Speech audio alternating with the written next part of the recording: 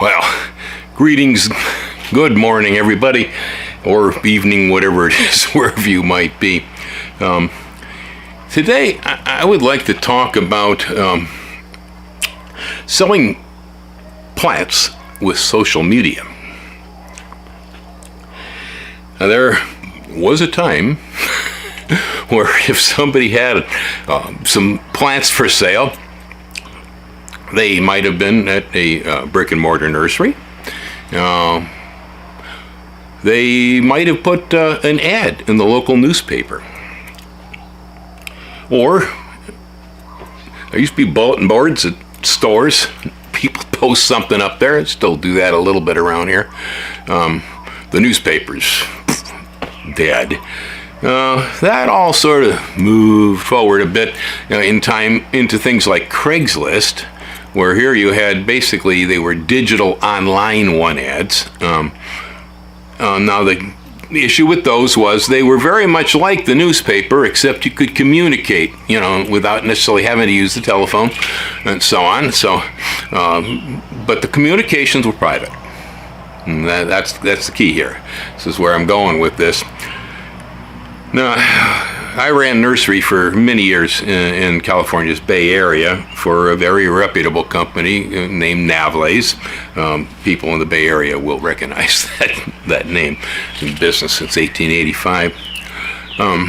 And they had a return policy and a way of dealing with, customer problems and things by saying basically the customer's always right. And whatever it is that they come back with, if there's a problem with it, we will fix it.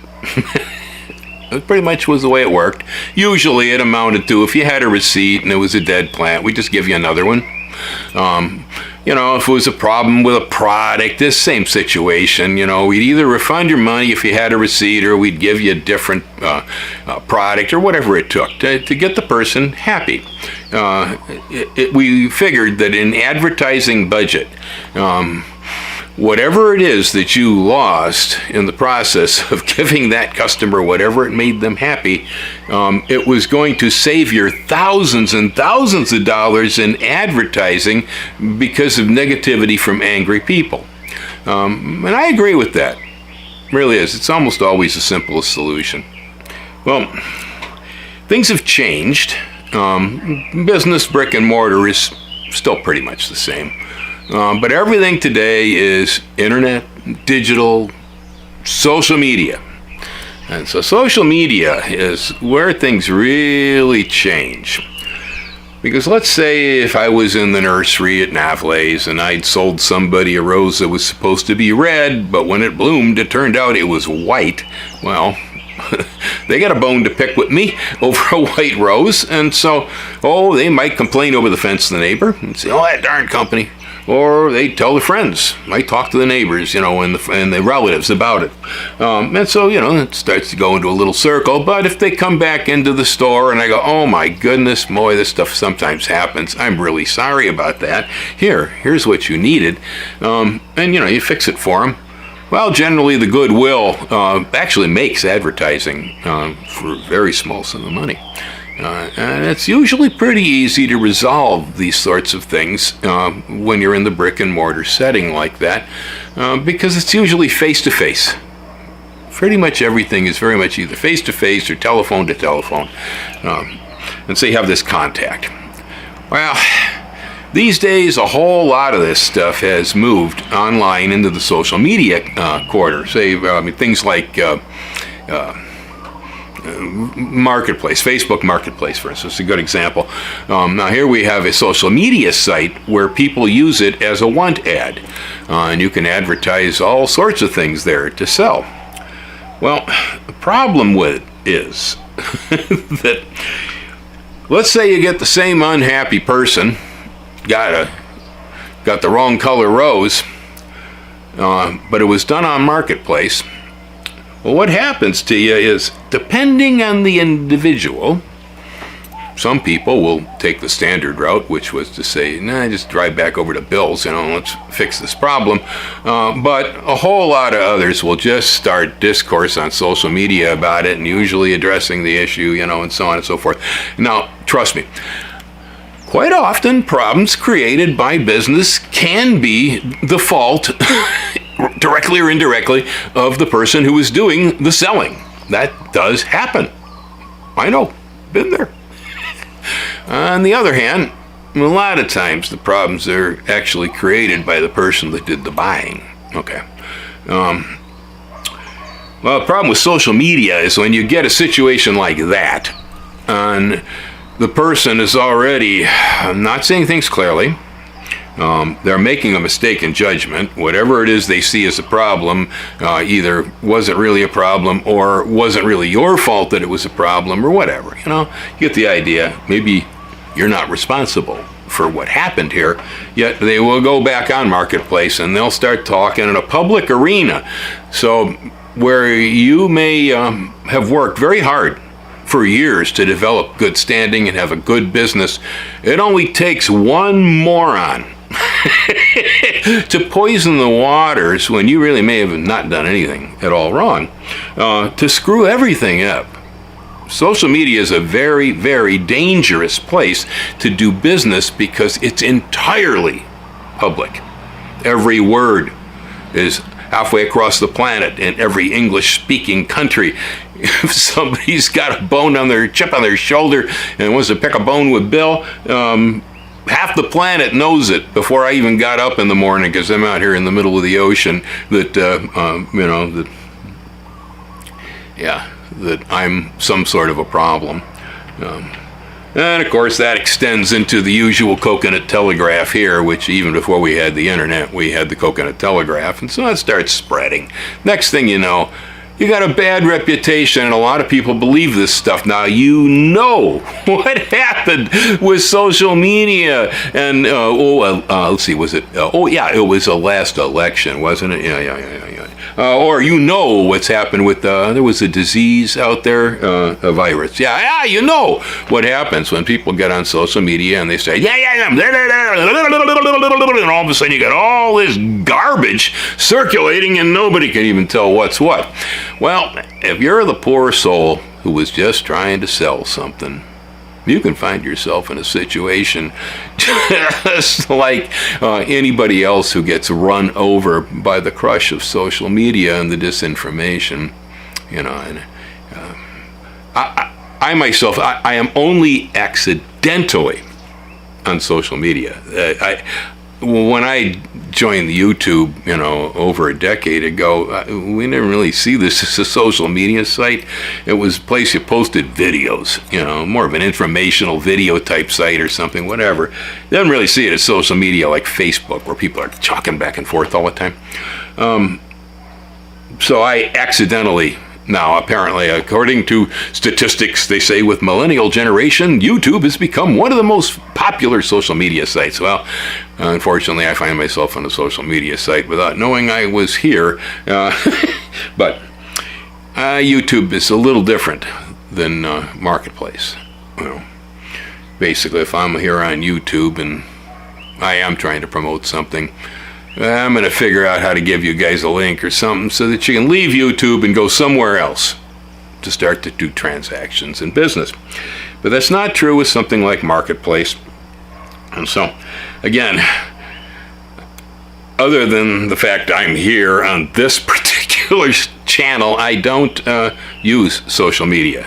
I disdain it. I find it real... I don't care for it at all. It gives me a very bad taste in my stomach. I don't like it. And so I stay away from it. But my partner, she uses Facebook. And I don't stop her from it. It's her business. But, Ellen's the pineapple queen here, and she'd listed pineapple slips, I know, on Facebook Marketplace. And things were working out pretty well for her. Until we got one moron that come over here, bought some pineapple tops, took them home, and there were some ants in them. And that's those old basil suckers, the ones that come up from the ground. And so having ants on them is like, eh. And we control fire ants. I have a nursery here. This is a business. We're not a private party as much as you may think. We have a concerted interest in making sure that there are no fire ants on this property, and we do the boundaries of the property continuously, all right, to make sure they stay in the neighbors' yards and they're not over here. They're definitely not in the center. Every once in a while they're on the margin. They're over there by the neighbors' trees. But they're not in the middle of the property. Well, this character picked up pineapple slips, took them home, and there were ants on them. Now, to begin with, I have everybody load their own slips and pick them.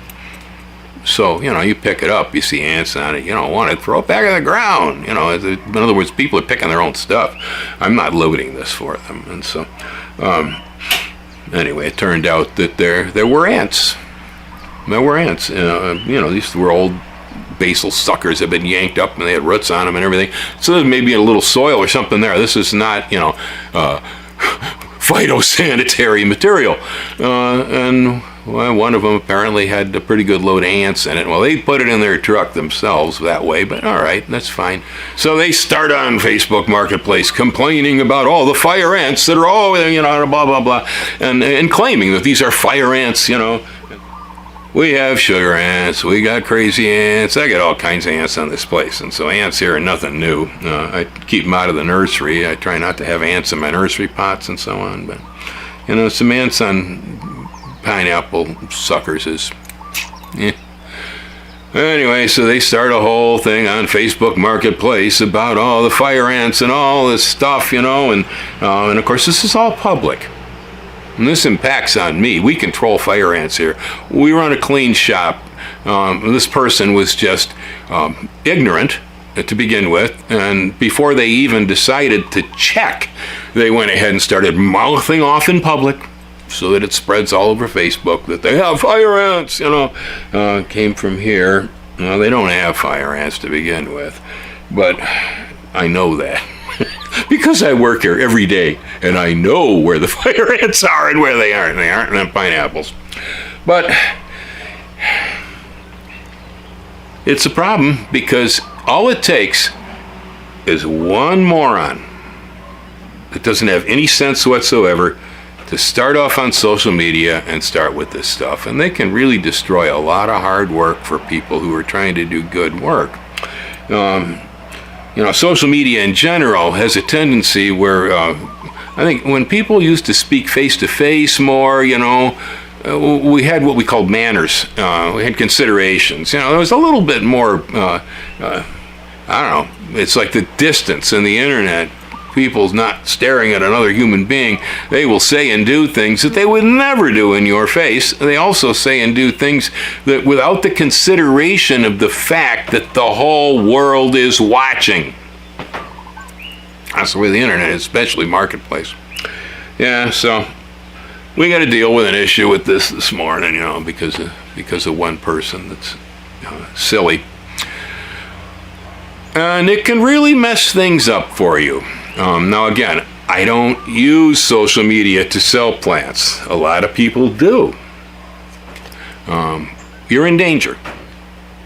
You're in danger. Be very careful about what you do. Because a lot of the people that will contact you don't really think clearly about what they say and do when they're on the internet. Everything you say on the internet may be held against you. And in my case, hold it against me, see if I care. But it can be a bad thing. So I am warning caution while using social media sites like that in order to be able to sell things. If you're a person just trying to get rid of a refrigerator, like a one ad, you'll probably get by fine. You're not going to have any issue. But if you're actually trying to run a business in a long term on this kind of a format, be careful. Be careful. It only takes a couple of them. They can mess with you. Yeah, they can mess with you. All right. Aloha. Hang loose. You all have a good day and watch out for that technique.